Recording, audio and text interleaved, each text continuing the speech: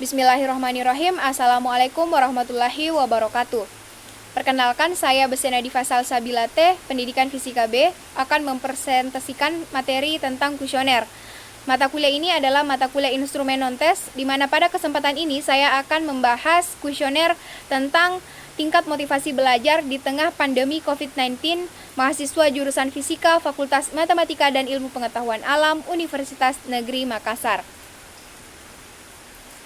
Nah, berbicara tentang tingkat motivasi belajar mahasiswa di tengah pandemi COVID-19, maka kita harus memahami beberapa pengertian. Yang pertama itu pengertian tentang motivasi, pengertian belajar, dan pengertian tentang pandemi COVID-19.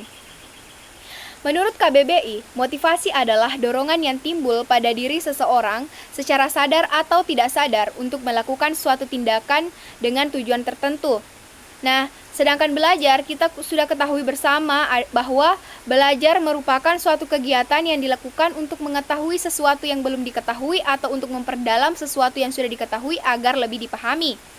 Salah satu dampak pandemi coronavirus 2019-2020 ialah terhadap pendidikan di seluruh dunia, yang mengarah kepada penutupan luas sekolah, madrasah, universitas, dan pondok pesantren. Nah, setelah teori tadi dikumpulkan, kemudian dianalisis, dan ditentukanlah alat ukur apa yang cocok untuk mengukur tingkat motivasi belajar mahasiswa di tengah pandemi COVID-19. Maka ditentukanlah alat ukur yang akan digunakan adalah kuesioner.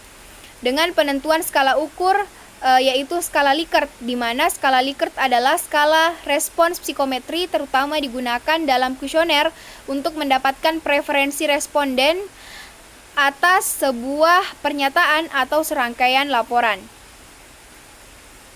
Nah, setelah teori tadi disusun kemudian dikonstruksikan, maka diturunkan menjadi beberapa indikator. Pada kesempatan ini saya menggunakan 6 buah indikator yang diturunkan menjadi 30 buah pernyataan yang dibagi menjadi pernyataan positif dan pernyataan negatif. Nah, pernyataan positif di sini merupakan pernyataan yang akan mendukung pendapat peneliti bahwa tingkat motivasi belajar mahasiswa di tengah pandemi COVID-19 ini meningkat meskipun dalam kondisi work from home atau belajar dari rumah atau bekerja dari rumah. Kemudian pernyataan negatif ini dimasukkan untuk mengecek konsistensi dari jawaban yang diberikan oleh responden. Pernyataan negatif ini juga harus diperhatikan dalam pemposisiannya, di mana pemposisian atau peletakannya, di mana peletakannya harus diusahakan memiliki jarak yang jauh dari pernyataan yang positif, agar responden betul-betul dapat memberikan jawaban yang jujur dan sebagaimana mestinya. Nah, ini adalah butir-butir pernyataan yang telah diturunkan dari 6 indikator yang sudah ditentukan tadi. Pernyataan ini kemudian diberikan jawaban sangat setuju, setuju, kurang setuju, dan tidak setuju.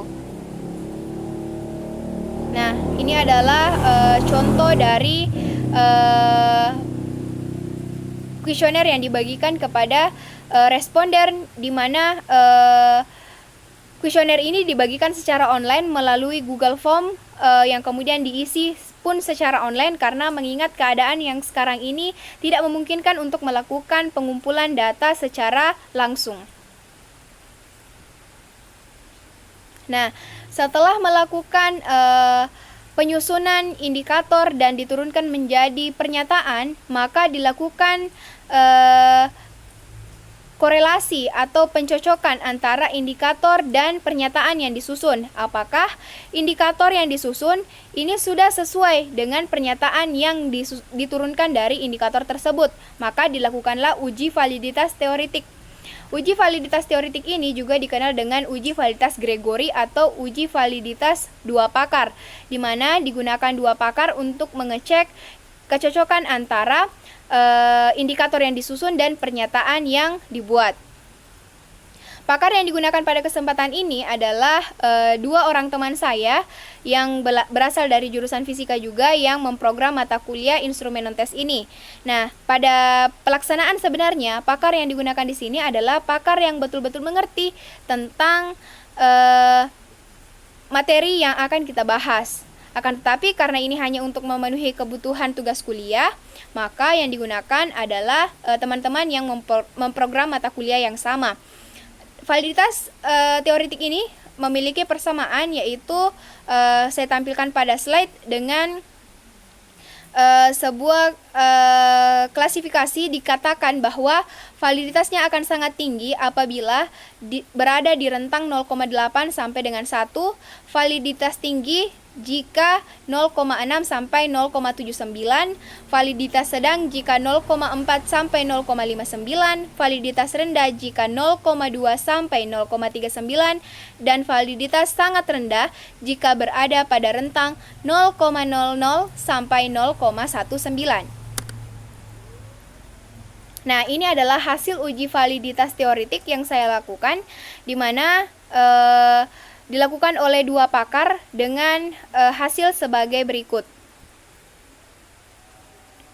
Nah, setelah melakukan uji validitas teoretik tadi, maka dihitunglah nilai validitas sehingga didapatkan nilai validitas sebesar 0,975.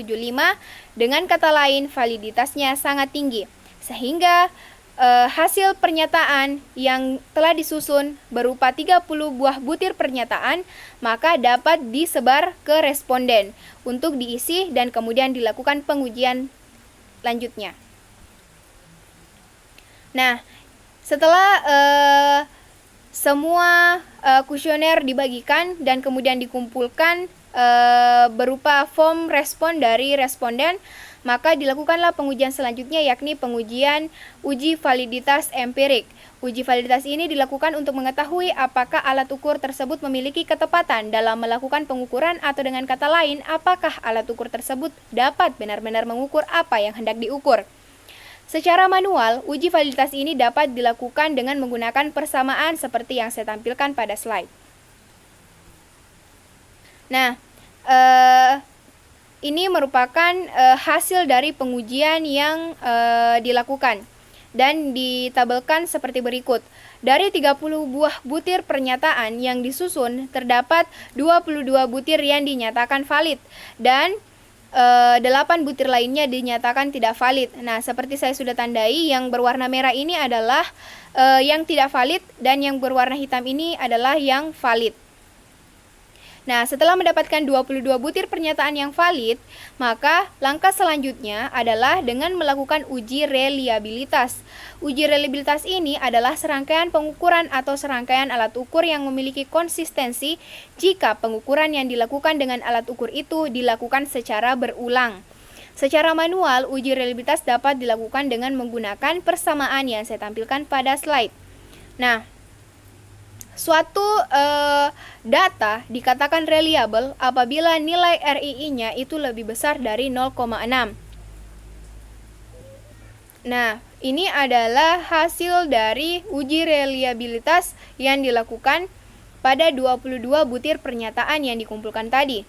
22 butir pernyataan tadi dihitung reliabilitasnya sehingga didapatkan reliabilitas sebesar 0,879. Dengan kata lain, nilai ini lebih besar dari 0,6 sehingga dapat disimpulkan bahwa 22 pernyataan yang disusun tadi reliable.